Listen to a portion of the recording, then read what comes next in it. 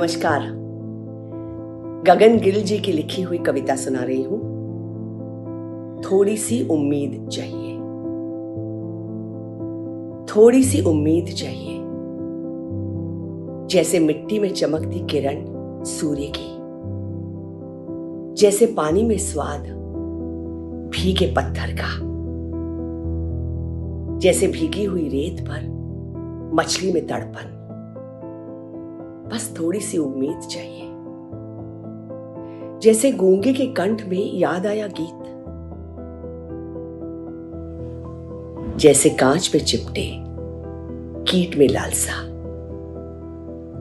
जैसे हल्की सी सांस सीने में अटकी,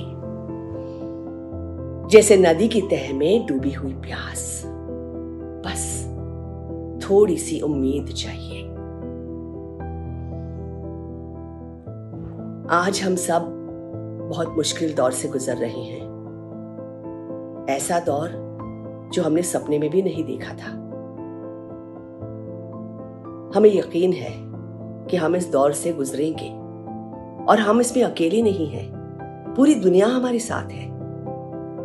ये वक्त भी गुजर जाएगा, हम जीतेंगे, पर तब तक हिम्मत ना हारे, हौसला ना छूटे और उम्मीद का दामन ना छोड़े। आप सबको बहुत बहुत प्यार।